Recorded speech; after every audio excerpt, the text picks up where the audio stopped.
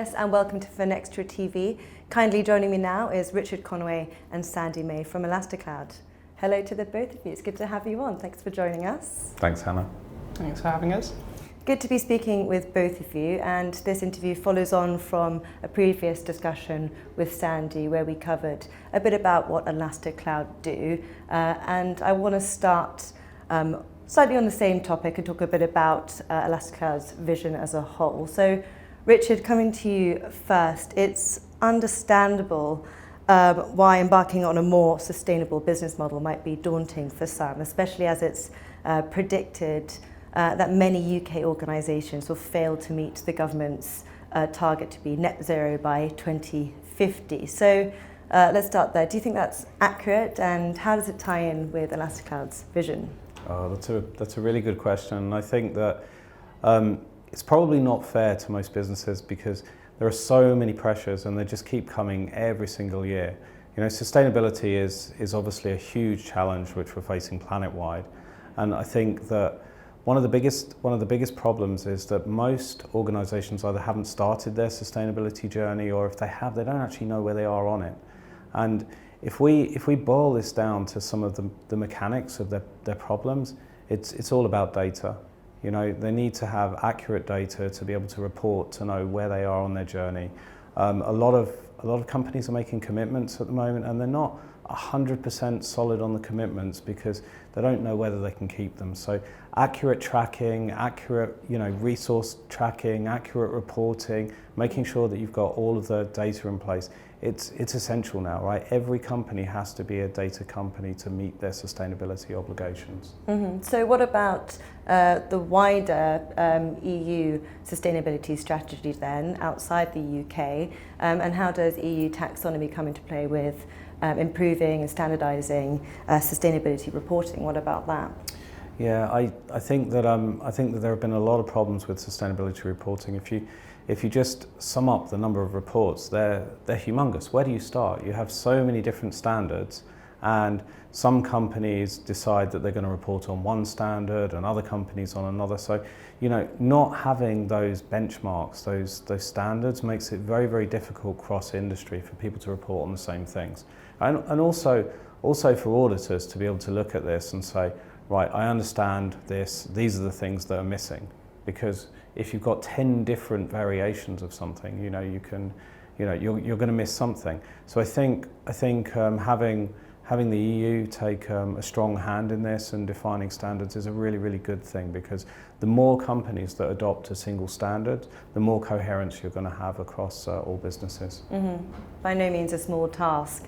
So Sandy, coming to you, maybe that's where the Sustainability Studio might come into play a bit more. We touched on that a bit in our last discussion, but elaborate on that. How is it helping your customers? And what specific technologies are you offering in that space? Yeah, so I think Richard has kind of hit on one of the keys here, which is industry standards are wildly different. What different industries care about are wildly different. And what you'll see from a lot of ESG score providers is they will provide scores, and the understanding of how those scores are generated can often be very difficult to see. We know that most of the data comes from self-attested sustainability reports, which is a great thing because this is public data and companies need to be accountable to those reports. Anybody can go and download those reports, look at them and make a claim that actually that's not true. So the fact that it's public is great. But what a lot of the ESG providers are doing is putting custom weighting over this that's very, very difficult to see how a sustainability report is turning into an ESG score. One of the things that Sustainability Studio is trying to do is to ensure that transparency is at the heart of everything that we're doing. So we're making sure that our methodology is available, it's understood, it's well documented, so you can go from a single sustainability report and almost replicate what is there because we're showing you how it's done. There isn't just random numbers that are generated and weightings given. This is really important to businesses as well because it helps them understand how they are being viewed by different industries, whether that's the financial markets or competitors. One of the keys that we need to ensure that we're doing is being able to understand the differences between industries as well.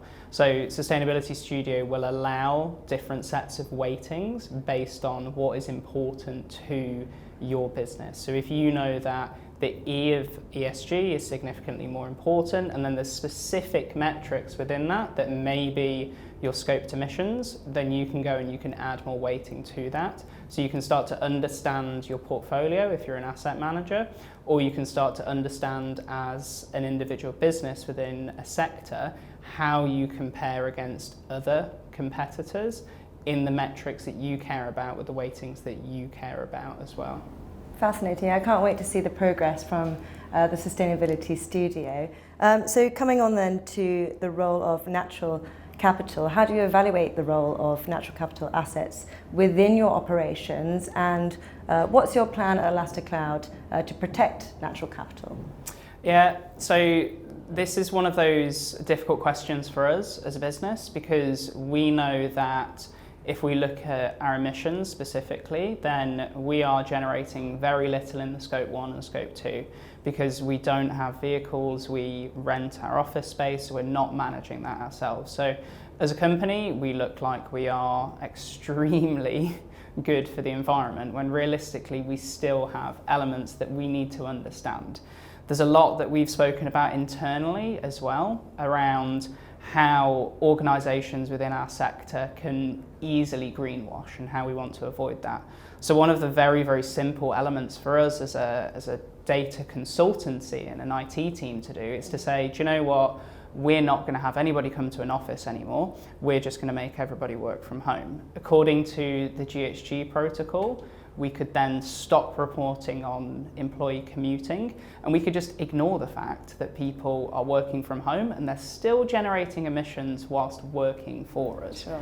So we need to understand what people working remotely means for us, and not just say we're going to cut all of our office space and have everybody work from home to just avoid reporting on that. There's lots of different areas within the GHG framework that we're looking at and wanting to make sure that we report on successfully and appropriately to ensure that we as a business understand what our true environmental impact is. Part of this goes back to what we do in terms of software as well. So it's again very easy for us as a cloud first company to just build things in one of the large cloud providers and then say we aren't generating emissions. We don't need to think about whether our software is efficient, whether we could spin things down or use less resource, because we're not paying for the electricity, we're not thinking about the actual carbon. So what we're trying to do both internally and then back to our customers as well is to give them an understanding of not just a recommendation for how much you're spending, but how much carbon you're creating, and whether you can think about re-architecting solutions to create and use less and protect the environment. Brilliant. Well, you've provided a lot of insight into Elastacloud's functions there. Thank you very much. And now, looking beyond Elastacloud, let's talk about external influence and collaboration. Richard, let's come to you. How have you collaborated with external bodies, may that be government or other partners, and what have been some of the benefits from that collaboration? So I think one of the biggest influences on us, and it was certainly an influence that led to Sustainability Studio, was our participation in Sustainable Finance Live.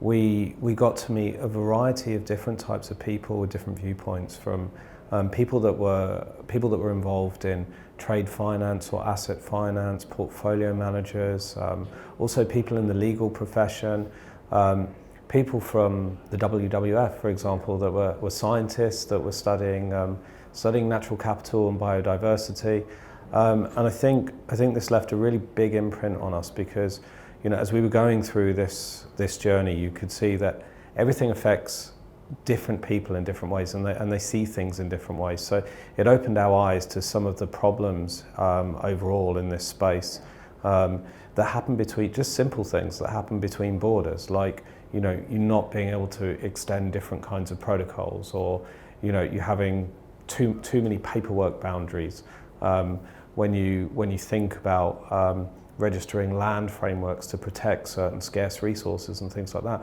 And these open collaborations that we had through Sustainable Finance Live platform have really driven us to understand that you need to incorporate all of these viewpoints into your software, because sooner or later you're going to have lots of different people looking at this, because it's such an important thing. So trying to preempt what everybody needs to see from the data, I think, has been core to us. That's it, we're in it together, and watch this space. We've got another sustainablefinance.live upcoming. But gentlemen, thank you very much for sharing your time with me and those insights. It's been a pleasure. Thank you. Thank you, Hannah.